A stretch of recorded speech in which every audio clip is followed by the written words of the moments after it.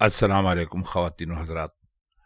आज हम मिर्ज़ा ग़ालिब की जो ग़ज़ल दीवान ग़ालिब के नुस्ख़ा हमीदिया से आपके लिए लेकर आए हैं, उसमें कुल 4 अशार हैं। इसका पहला शेर है, बमोहर नामा जो बोसा गुले पयाम रहा, हमारा काम हुआ और तुम्हारा नाम हुआ। बमोहर का मतलब होता है मोहर के साथ, नामा का मतलब होता है ख़त।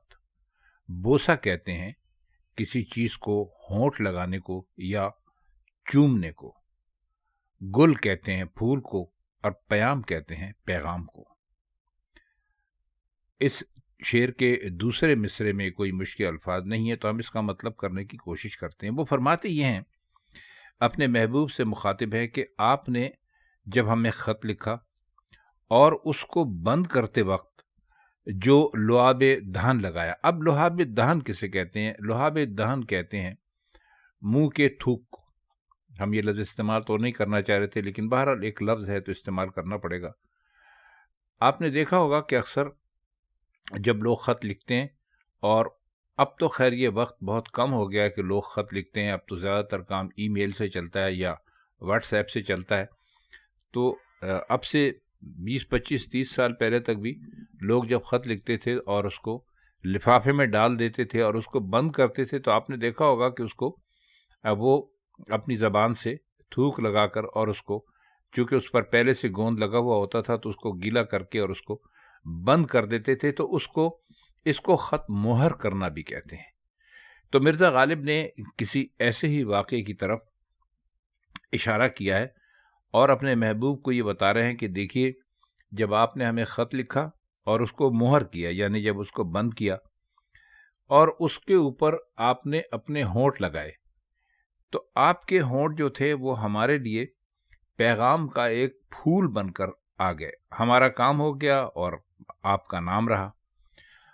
अब ये कैसे बनकर आ गए, इसकी तशरीह तो इसी तरह की जा सकती है कि जहाँ जहाँ पर महबूब ने लिफाफे पर अपने होंठ लगाए थे, वहीं पर शायर ने भी अपने होंठ लगाए। तो शायर ने ऐसा महसूस किया जैसे उसने अपने महबूब के होंठों का बोसा ले लिया। तो महबूब के होंठों का बोसा लेने को कहते हैं कि हमारा तो भाई काम हो गया और नाम तुम्हारा हुआ। यानी हमने तुम्हारे बंद किए हुए लिफाफे पर, जहाँ पर तुमने अपने होंठ लगाए थे, अपने लब लगाए थे, वहाँ हमने भी अपने होंठ और अपने लब लगाए। तो हमारे लिए ऐसा हो गया कि जैसे हमने तुम्हारे होंठों को चूम लिया हो। दूसरा शेर है, दिलो जिगर तफे फुरकत से जल के खाक हुए, वले हनोज ख्याले विसाले खाम रहा। दिलो जिगर के जलने की तो बहुत मर्तबा आप इन गज़लों में उनका ज़िक्र सुन चुके हैं। शायर कहते हैं कि हमारा दिल भी महबूब के इश्क में ख़त्म हो चुका है, और जिगर को ख़त्म होना इसलिए कहते हैं कि जब एक मर्तबा आँखों के आंसू ख़त्म हो गए, तो फिर जिगर का खून जो था वो आँखों से बहने लगा, तो इस सिलसिले में जिगर भी ख़त्म हो गया। तो ये बहुत मर्तबा तस्करा हो चुका है। यहाँ जो है तफ का मतलब लेंगे आप तपिश या जलना, और फुरकत कहते हैं जुदाई को, और वले का मतलब होता है लेकिन, हनोज कहते हैं अभी, ख्याल वसाल महबूब से मुलाकात का ख्याल या तसव्वुर, खाम रहा का मतलब है कच्चा रहा। खाम कहते हैं कच्चे को, यानी वो किसी तरह भी पूरा हो नहीं सका। अब इसका शेर का मतलब कुछ यूं हो सकता है कि दिल और जिगर जो थे वो जुदाई की तपिश से, जुदाई की आग में जलकर खाक हो गए, लेकिन हमारा वसल का जो तसव्वुर था वो अभी तक खाम ही चला आता है।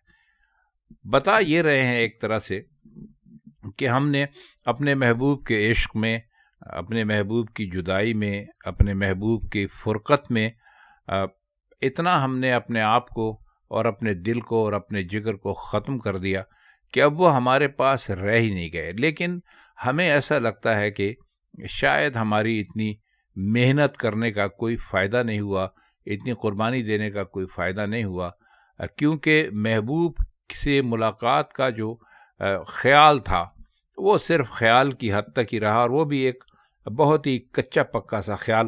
مطلب یہ ہے کہ اتنی زیادہ تکلیفیں اٹھانے کے باوجود بھی محبوب غالب کو مل نہیں سکے۔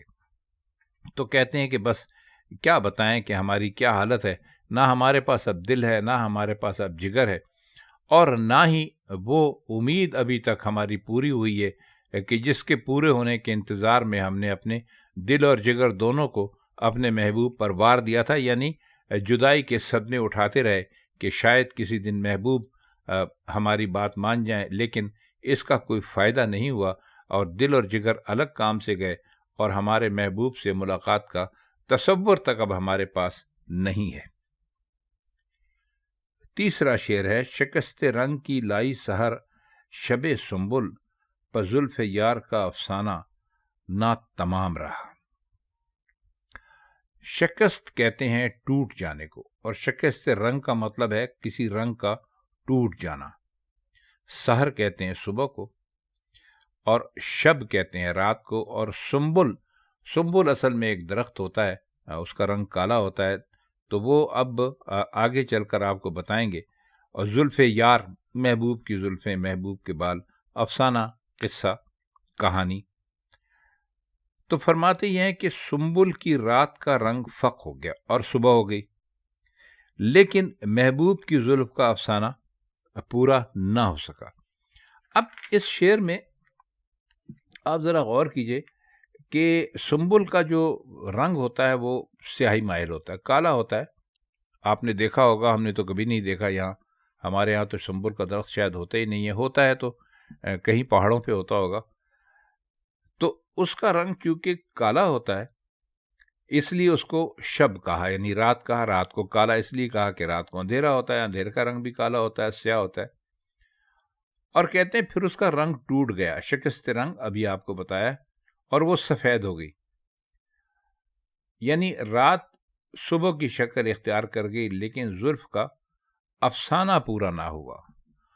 اب دیکھیے کیا خوبصورت بات غالب نے کہی ہے۔ وہ کہتے یہ ہیں کہ جو سنبل کا درخت ہوتا ہے، رات جب ہوتی ہے تو ظاہر ہے کہ ہر چیز سیاہ ہوتی ہے، تو وہ بھی سیاہ رنگ کا ہم کو دکھائی دیتا ہے، لیکن جب صبح ہو جاتی ہے تو اس کا رنگ تو سیاہ ہی رہتا ہے، لیکن ہمیں پتہ چل جاتا ہے کہ یہ اپنا رنگ تبدیل کر لیتا ہے، رات میں اور طرح سے دکھتا ہے، دن میں اور طرح سے دکھتا ہے۔ لیکن ہمارے محبوب کی زلف ایسی ہے کہ اس کی آپ کہانی ہم سے نہ پوچھیں، یعنی وہ سنبل سے بھی کہیں زیادہ بڑھ کر سیاہ ہے۔